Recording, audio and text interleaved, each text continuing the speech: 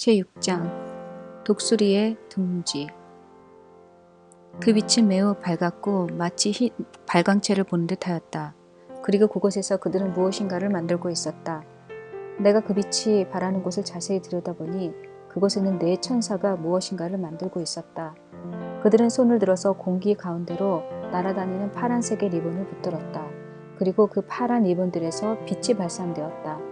그들은 그 빛이 바라는 파란색의 리본을 끌어당겨서 은색의 실패에 감았다. 그리고 그 실패 곁에는 옷감을 짜는 방적기가 있었다. 그리고 그 곁에는 파란 리본이 말려있는 많은 실패가 있었다. 실패와 방적기의 영들. 이 영들의 모습은 정확하지 않았다. 마치 그룹처럼 잡히지는 않지만 형상을 갖고 있었다. 그리고 그들은 움직였다. 또한 그들의 피부 색깔은 푸른색에 은빛색이 섞인 모양을 하였다. 그들의 외모는 사람과 같았다. 그러나 그들의 일하는 장소에서는 빛이 강하게 발산되기 때문에 그들의 모습을 잘 볼 수가 없었다. 그들은 내가 가까이 가는 것도 개의치 않고 열심히 일을 하면서 노래를 불렀다. 한결 한결 뜨개질 할 때, 한 톨 한 올 이어갈 때, 마치 우리는 생명의 뜨개질을 하는 것 같구나. 한결 한결 길쌈할 때, 생명의 강을 연결시키는 것 같구나. 생명의 강이 넘치게 흐르는구나. 내가 좀 더 그들에게 접근하였을 때 그들은 나를 알아보았다. 그때 그들 중에 한 천사가 나를 바라보며 애나씨 안녕하세요.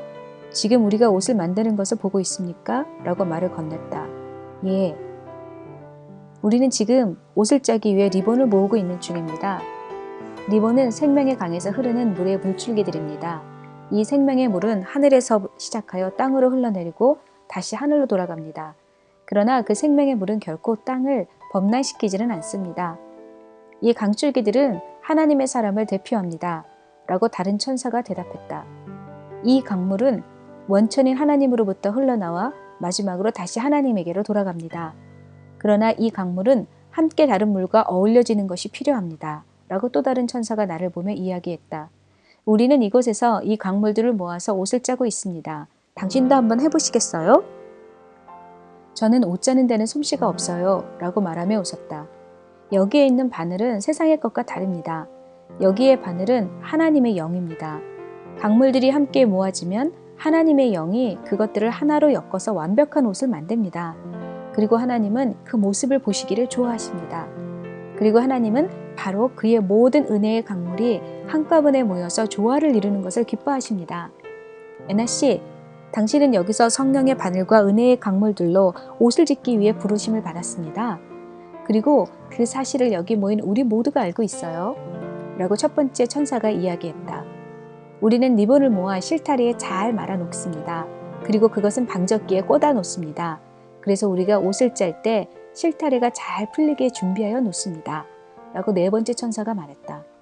실타래를 방적기에 올려놓을 때 무슨 특별한 일이 일어납니까? 라고 나는 그들에게 물었다. 하늘에서 내려오는 기름. 천사들은 서로 얼굴을 바라보며 미소를 지었다. 그리고 노래를 불렀다. 물레 위에 기름이 채워진다.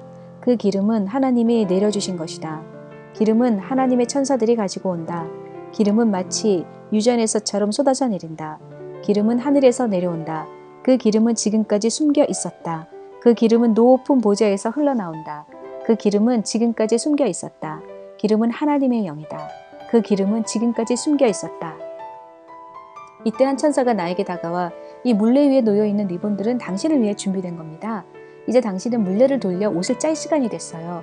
그리고 당신이 마음속으로 갖는 의문들은 하나님 아버지께서 모두 답해 주실 겁니다. 하나님의 지시로 우리가 당신을 위해 이곳에 리본을 준비해 놓았습니다. 라고 말하였다. 파란 리본들. 여기에 있는 리본은 모두 파란색 뿐입니까? 내가 천사들에게 물었다. 네, 각 리본은 하나님이 천국에서 진리를 계시하실 때마다 강줄기가 되어 흘러나온 것입니다. 진리는 하나님으로부터 나옵니다. 그러나 진리가 곧 하나님은 아닙니다. 리본들은 각각의 실패에 감겨 있지만 장차 그들은 함께 엮어서 큰 강물을 이루어 다시 강물의 원천인 하나님에게로 돌아갑니다. 라고 첫 번째 천사가 대답했다. 그리고 두 번째 천사가 이제 우리는 하나님이 모든 것을 하나로 만들어 모든 것이 온전하게 하실 시간과 때가 올 것을 기대합니다. 그리고 우리가 그때를 위하여 지금 하나님의 커다란 계획의 한 부분을 맡고 있음을 기쁘게 생각합니다. 라고 웃으면서 말을 마쳤다. 하얀 독수리. 갑자기 커다란 새가 날개치며 나의 머리 위로 지나갔다. 나와 함께 이야기하고 있던 천사들도 하늘을 쳐다보았다. 그리고 즉시 그들의 무릎을 꿇었다. 나도 역시 고개를 들어 하늘을 보았다. 거기에는 매우 큰 흰 독수리가 날고 있었다. 그는 매우 크고 힘세고 열정적으로 생겼고 힘차게 날고 있었다. 나는 이제까지 흰 독수리가 있다는 이야기를 들어본 적이 없다. 너의 손을 들어라 라고 이야기하며 그는 내려오기 시작했다. 천사들은 그 독수리를 향하여 절을 하였다. 나는 어떻게 할지 몰랐다. 그래서 단지 손만 들었다. 그 독수리는 나를 향하여 돌진해왔다. 그리고 바로 내 얼굴 앞에서 내려앉았다. 그의 눈과 부리가 내 얼굴을 향하고 있었다. 그는 나의 눈망울을 꿰뚫어보는 듯하였는데 마치 내 마음을 꿰뚫어보는 듯하였다. 나는 숨이 막혀 거의 기절할 것 같았다. 그런데 바로 그 순간 독수리는 예수님의 모습으로 바뀌었다.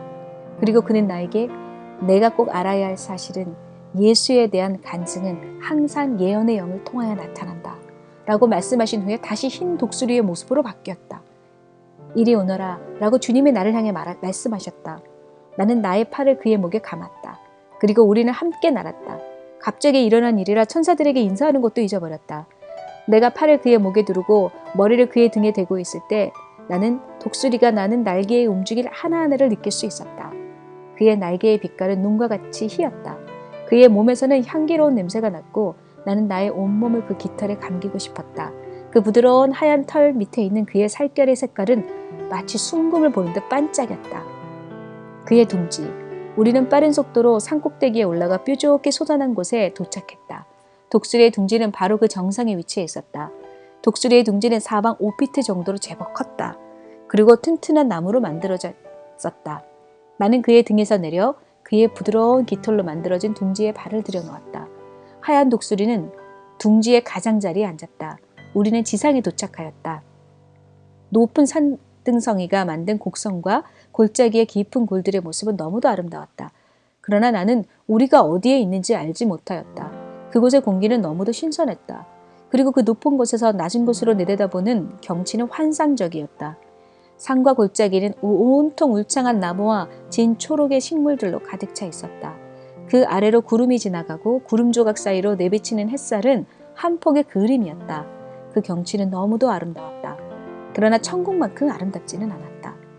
산맥 주변을 돌아보니 큰 종이 인형들이 줄을 지어 떠다녔다.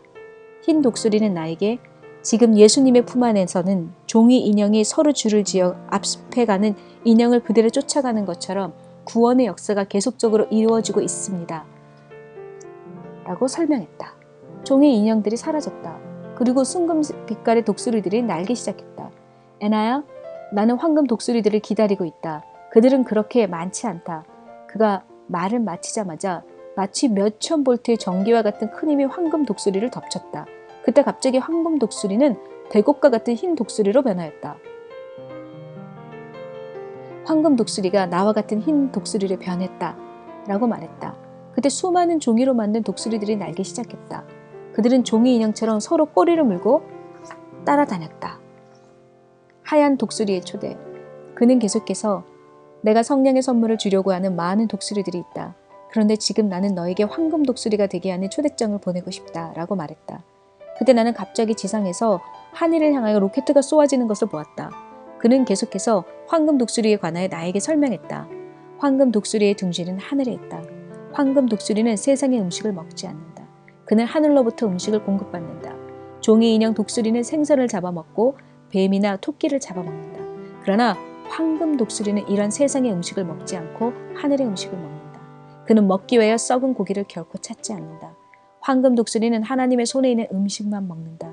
그는 그 하늘의 냄새를 알고 거룩하고 신선한 하늘의 음식만 먹는다. 그는 순백의 음식을 찾는다. 얼핏 보기에 이런 신선한 음식은 많이 있어 보인다. 그러나 너는 나처럼 하나님의 손으로 공급된 음식만 먹어야 한다. 그의 눈은 불타오르고 있었다. 애나야, 지금 나와 함께 황금의 길로 날아가지 않겠니? 나와 같이 날아서 깊은 연못의 밑바닥이 훤히 보이는 곳으로 가지 않겠니? 뱀들이 우글거리고 벌레들이 있고 토끼들이 어지럽게 돌아다니는 이곳을 떠나 하늘로 가자. 나를 따라오너라. 내가 너에게 하나님의 손에서 나오는 음식을 먹여주겠다. 나는 잠시 숨을 돌리며 내가 어떻게 대답할지를 생각했다. 그때 그 흰 독수리는 사라져버렸다. 천국으로 돌아가다. 나는 내가 다시 천국으로 되돌아온 것을 알았다. 나는 높은 언덕에 혼자 앉아 있었다. 나는 나 자신에게 물었다.